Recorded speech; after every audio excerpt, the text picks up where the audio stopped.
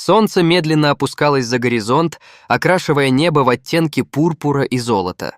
Эдгардо, уставший после долгого дня работы на ранчо, едва волочил ноги по пыльной дороге к своему дому.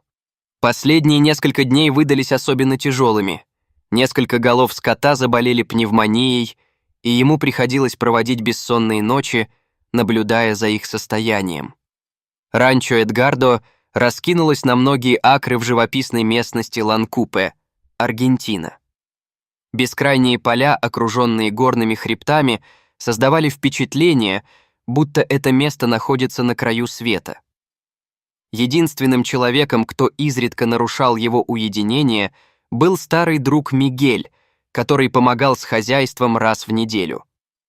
Эдгардо всегда предпочитал общество животных людям, находя в них искренность и чистоту, которой так часто не хватало в человеческих взаимоотношениях. Тот день начался как обычно, но судьба готовила Эдгардо удивительную встречу. Ранним утром его разбудил странный звук, доносившийся со двора. Такого он раньше не слышал. Это не было похоже ни на мычание коров, ни на лай соседских собак. Звук был пронзительным и каким-то древним, словно эхо далекого прошлого. Накинув старую кожаную куртку, Эдгардо осторожно вышел на крыльцо. Деревянные половицы тихо скрипели под его ногами, нарушая предрассветную тишину. За старым кустом можжевельника, который рос у самой стены, он заметил какое-то движение. То, что он увидел за кустом, заставило его замереть на месте. Перед ним сидело существо размером с индейку, покрытое серым пухом, с небольшой лысой головой. Оно выглядело как маленький динозавр, случайно попавший в наше время из доисторической эпохи. Когда существо повернуло голову и посмотрело на него своими темными глазами, Эдгардо понял. Перед ним птенец андского кондора, одной из самых редких и величественных птиц Южной Америки. Кондоры обычно предпочитают селиться в горах, где сильные ветра помогают им парить часами без единого взмаха крыльев. Встретить их птенца здесь, на равнине, было настоящим чудом. Эдгардо знал, что нужно держаться на расстоянии. Дикие животные непредсказуемы, а кондоры известны своей агрессивностью по отношению к людям.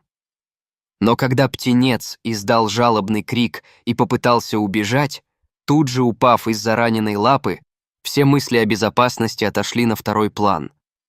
Эдгардо заметил небольшую рану, возможно, от столкновения с колючей проволокой или от нападения хищника. Преодолевая страх и следуя голосу сердца, он медленно опустился на колени рядом с птенцом. К его удивлению, маленький кондор не проявлял агрессии, казалось, он понимал, что человек хочет помочь. Следующие несколько дней Эдгардо провел в интернете, изучая все, что мог найти о кондорах. Он связался с несколькими специалистами по хищным птицам, описывая ситуацию и спрашивая совета. Многие предлагали забрать птенца в заповедник или продать коллекционерам. Андские кондоры высоко ценились среди любителей экзотических животных. Но Эдгардо твердо решил, его целью будет не приручение птицы, а ее реабилитация. Он хотел помочь птенцу окрепнуть и вернуться в естественную среду обитания. Назвав птенца Кондорито, что означало «маленький кондор», он начал долгий путь восстановления. Для Кондорито Эдгардо оборудовал специальное место в сарае, подальше от коров, чье любопытство могло навредить раненой птице. Он создал подобие гнезда из старых одеял и соломы, установил поилку и кормушку. Трижды в неделю он ездил в городскую мясную лавку за обрезками и остатками туш. Хозяин лавки, пожилой Рамон, сначала удивлялся странным просьбам, но потом, узнав историю Кондорито, начал специально откладывать для него самые лучшие куски. Постепенно Кондорито начал проявлять все больше доверия к своему спасителю. Он позволял Эдгардо гладить себя по голове и даже издавал тихие, почти мурлыкающие звуки, когда тот чесал ему шею.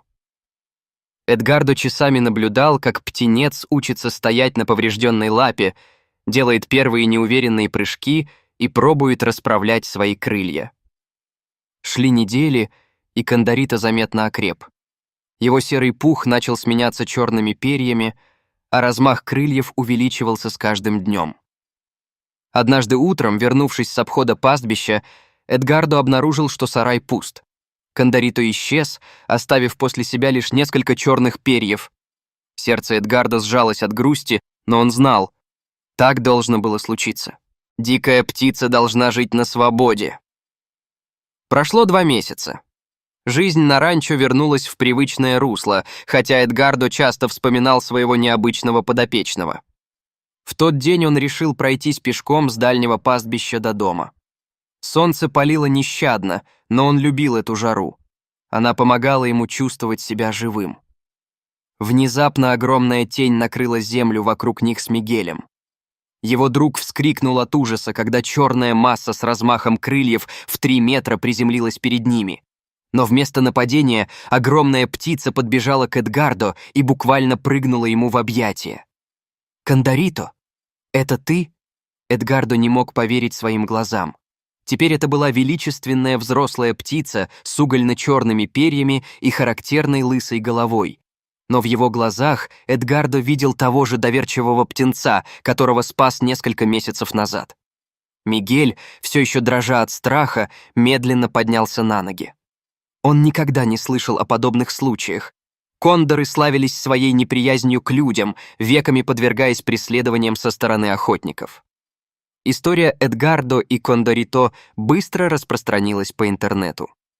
Он поделился фотографиями и рассказом о своем необычном друге в социальных сетях, где публикация собрала 1000 лайков и комментариев. Были и критики, обвинявшие его в приручении дикой птицы ради собственного развлечения, но у Эдгардо был свой взгляд на ситуацию.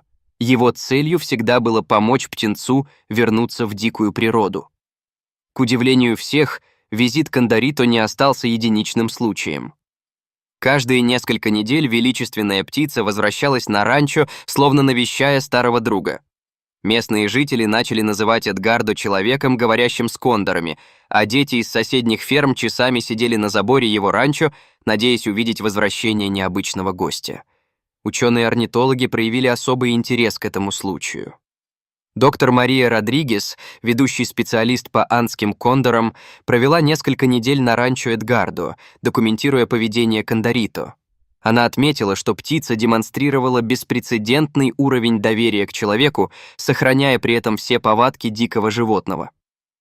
Однажды Эдгардо заметил изменения в поведении своего друга. Кондорито начал приносить ветки на край скалы неподалеку от дома, а вскоре появился в компании самки кондора. Они кружили над ранчо, совершая сложный воздушный танец, брачный ритуал кондоров. Выбор места для гнезда не был случайным.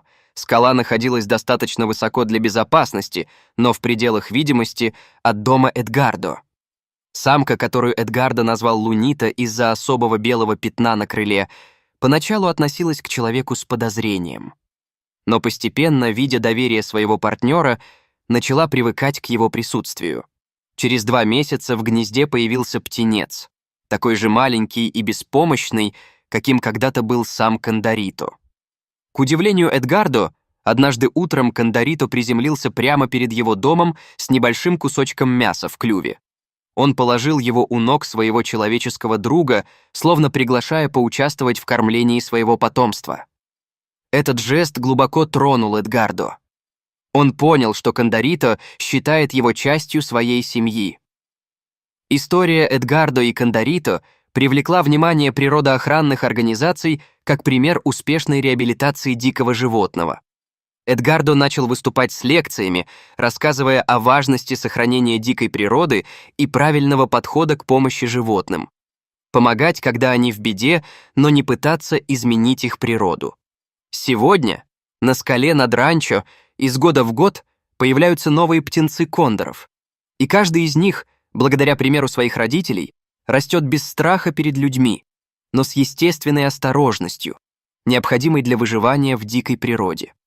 История одного спасенного птенца превратилась в историю сохранения целого вида, доказывая, что иногда один акт доброты может изменить мир к лучшему.